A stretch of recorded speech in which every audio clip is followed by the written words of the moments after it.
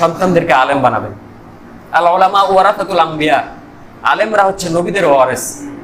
সম্মানিত হাজির, এই জন্য সন্তানদেরকে হাফেজ প্লাস আলেম বানাবেন।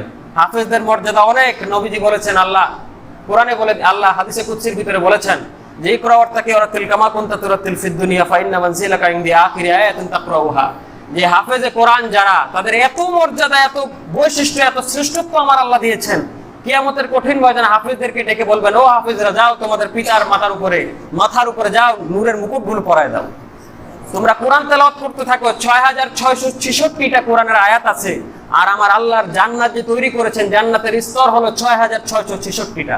এই একটা করে আয়াত তেলাওয়াত করবে, এক একটা করে ধাপ অতিক্রম করবে। যেখানে গিয়ে এই হাফেজ তেলাওয়াত করা থেমে যাবে, আল্লাহ পাক রব্বুল আলামিন তার পিতামাতা সহ তাকে ওই জান্নাতে সেইখানে তার স্থান করে দিবেন। সম্মানিত হাজিরিন, এই জন্য সন্তানদেরকে হাফেজ প্লাস আলেম বানাবেন। হাফেজ বানানোর পরে যদি আলেম না বানান, সেইটা বিভ্রান্ত হওয়ার সম্ভাবনা আছে। বুঝতে পারছেন কথা? এই জন্য হাফেজ বানানোর পরে আলেম বানাবেন, এটা আপনাদের জন্য প্লাস পয়েন্ট। সম্মানিত হাজিরিন, আল্লাহ যাতে সবাইকে কবুল করেন, বলেন আমিন। ওয়া আখিরু দাওয়ানা আলহামদুলিল্লাহি রাব্বিল আলামিন।